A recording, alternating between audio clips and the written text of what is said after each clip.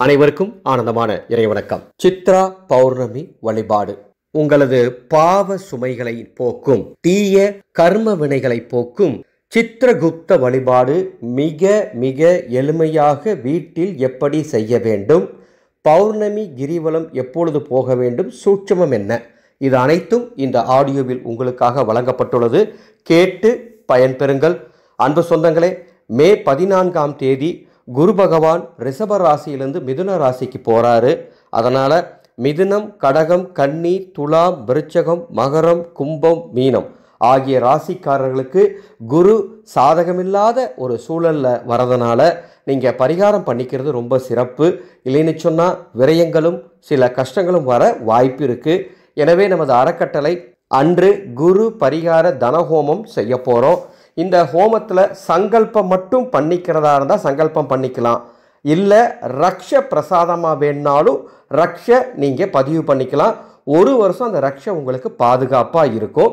விவரம் தெரிந்து கொள்ள என்னுடைய வாட்ஸ்அப் நம்பருக்கு தொடர்பு கொள்ளுங்கள். 14ஆம் தேதிக்குள் பதிவு செய்து கொள்ளுங்கள். சித்ரா பௌர்ணமி என்று வருகின்றது. 12/5/2025 சித்திரை 29 திங்கட்கிழமை. இந்த மாதம் பௌர்ணமி கிரிவலம் எப்பொழுது போக வேண்டும்? 11/5/2025 இரவு 8:48க்கு மேலே பௌர்ணமி திதி தொடங்கி 12ஆம் தேதி இரவு 10:44 வரை பௌர்ணமி திதி சஞ்சரிக்கின்றது. எனவே நீங்கள் கிரிவலம் செல்வதாக இருந்தால், நீங்கள் திருவண்ணாமலை கிரிவலம் போகிறதா இருந்தாலும் சரி, வேறு எந்த மலை கோவிலுக்கு நீங்கள் கிரிவலம் போகிறதா இருந்தாலும் 11ஆம் தேதி இரவு கிரிவலம் செல்ல வேண்டும். அவ்வாறு கிரிவலம் செல்லும் பொழுது உங்கள் கையில் சிறிது வில்வ இலைகளை எடுத்துக்கொண்டு செல்லுங்கள். இந்த மாத கிரிவல சூட்சமம் இதுதான். வில்வ இலைகளை எடுத்துகிட்டு போய் கிரிவலத்தை முடிச்சுட்டு அந்த வில்வ இலைகளை வீட்டுக்கு வந்து உங்கள் பணப்பெட்டியிலையோ அல்லது நகைப்பெட்டியிலையோ அல்லது பீரோவிலையோ போட்டு வைங்க. செல்வம் செல்வாக்கு உயரும். சரிங்களா? இப்போ சித்ரகுப்த வழிபாடு எப்படி செய்யணும்னு பார்க்கலாங்களா? ஒரு தகவலை கொடுத்துட்றேன். சித்ரா பௌர்ணமியை பொறுத்தளவுக்கு சித்ரகுப்த வழிபாடு செய்யலாம், சத்தியநாராயண பூஜை செய்யலாம், குலதெய்வ வழிபாடு செய்யலாம், சாம்பிராணி தீபம் ஏற்றலாம், நிலாச்சோறு சாப்பிடலாம். இப்படி நிறைய விஷயங்கள் சித்ரா பௌர்ணமி அன்னைக்கு செய்ய வேண்டியது இருக்குது. நான் ஒவ்வொன்றுக்கும் தனித்தனியாக ஆடியோ கொடுக்க போகிறேன். எனவே நீங்கள் சேனலை சப்ஸ்கிரைப் பண்ணிக்கோங்க. சேனலை சப்ஸ்கிரைப் பண்ணிவிட்டு பக்கத்தில் இருக்க பெல் ஐக்கானை நீங்கள் ப்ரெஸ் பண்ணி வச்சுக்கிட்டா தான் நான் அடுத்தடுத்து தரக்கூடிய ஆடியோக்கள் உங்களுக்கு வரும், நோட்டிஃபிகேஷனாக வரும். எங்கள் சேனலோட சிறப்பு எதை சொன்னாலும் எளிமையாக சொல்லுவோம். இந்த ஆடியோவில் சித்ரகுப்த வழிபாடு, இந்த சித்ரகுப்த வழிபாடு செய்கிறதுனால என்ன நன்மை?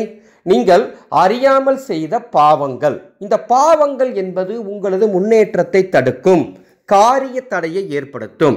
இந்த பாவங்களை போக்கும் வழிபாடு தான் சித்ரகுப்த வழிபாடு. ஒருவேளை உங்கள் முன்னோர்கள் ஏதாவது பாவம் செஞ்சிருந்தா அந்த பாவங்கள் உங்களுக்கு தீய கர்மாவாக வந்து தலையில் உட்காந்துரும். அந்த தீய கர்மாவையும் அழிக்கிறது இந்த சித்ரகுப்த வழிபாடு. இந்த சித்ரகுப்த வழிபாடு 2 விதமாக செய்யலாம்.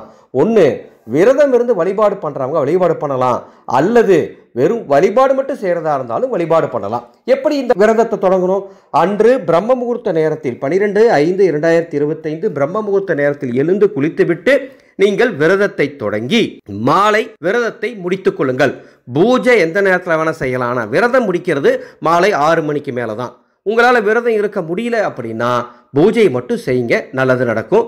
விரதம் இருக்கிறவங்க தண்ணீர் நிறையா குடிச்சிக்கலாம். திட உணவுகளை தவிர்த்துட்டு திரவ உணவுகள் தாராளமாக எடுத்துக்கலாம், எந்த தவறும் கிடையாது. சரிங்களா? இந்த பூஜையை எப்படி செய்யணும்னு பார்க்கலாங்களா? இந்த பூஜை செய்யறதுக்கு உகந்த நேரத்தை சொல்கிறேன், குறிச்சிக்கோங்க. 12ஆம் தேதி பிரம்ம முகூர்த்த நேரத்தில் இந்த பூஜை செய்யலாம், அல்லது காலை 6:30 7:30 இந்த பூஜை செய்யலாம், அல்லது காலை 9:30 10:30 இந்த பூஜை செய்யலாம், அல்லது மாலை 5:30 இரவு 9:30 இந்த சித்ரகுப்த வழிபாட்டை செய்யலாம். இந்த சித்ரகுப்த வழிபாடு செய்வதற்கு சித்ரகுப்தருடைய படம் இருந்தால் அதை வைத்து வழிபாடு பண்ணலாம், அல்லது உங்கள் வீட்டு பூஜை அறையில் ஒரு வாழை இலை விரித்து அந்த வாழை இலையில் கொஞ்சம் விபூதி பரப்பி ஓம் சித்ரகுப்தாய நமக அப்படின்னு எழுதி அதை வச்சும் பூஜை பண்ணலாம். நல்லா புரிஞ்சுக்கோங்க. சித்ரகுப்தனுடைய படம் இருந்தால் அதை வச்சு பூஜை பண்ணுங்க. படம் இல்லைன்னா பரவாயில்ல, சிரமப்பட வேண்டாம். பூஜை அறையில் ஒரு வாழை இலை விரித்து கொஞ்சம் விபூதி தூவுங்க. தூவி நீங்கள் உங்கள் கையாலேயே ஓம் சித்ரகுப்தாய நமகன் சின்னதாக எழுதிக்கோங்க. அதுக்கு முன்னால் படையலிட்டு வழிபாடு பண்ணலாம். சரிங்களா?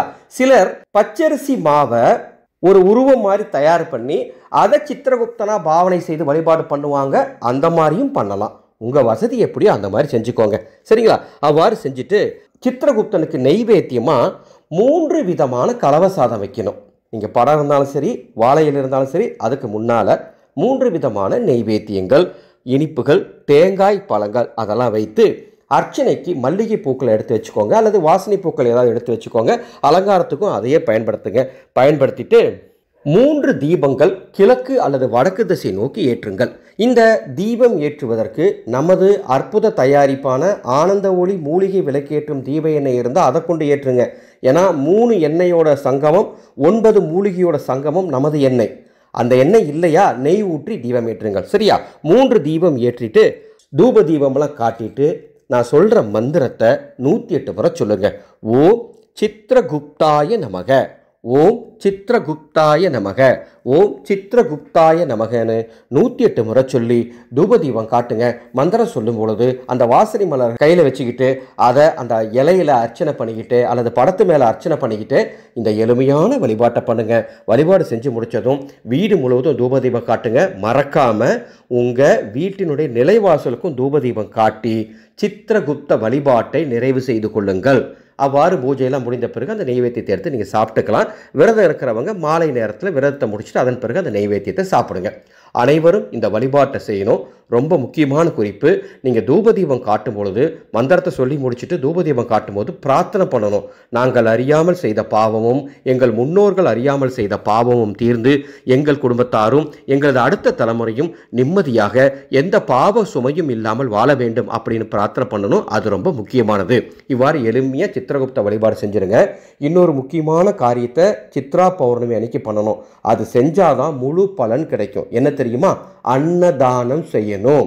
சித்ரா பௌர்ணமி நாளில் எவர் ஒருவர் இல்லாதோருக்கும் ஆதரவற்றோருக்கும் உணவு தானம் செய்கிறாரோ அவங்களுடைய பாவ சுமைகள் அத்துணையும் தீர்த்து வைக்கப்படும், இறக்கி வைக்கப்படும் ஈசனின் கருணையால்.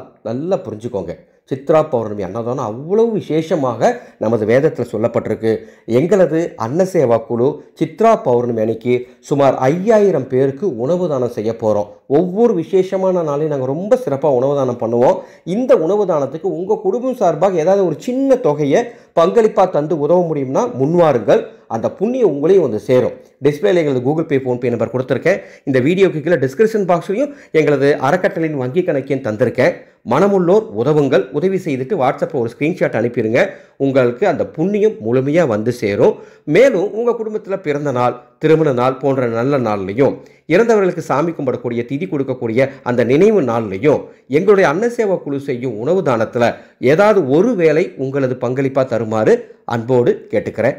விவரம் தெரிய வாட்ஸ்அப் எண்ணுக்கு தொடர்பு கொள்ளுங்கள். மீண்டும் அடுத்த ஒரு பதிவில் சந்திக்கின்றேன். ஆனந்த மலரட்டும், ஆனந்த ஒளி பரவட்டும்.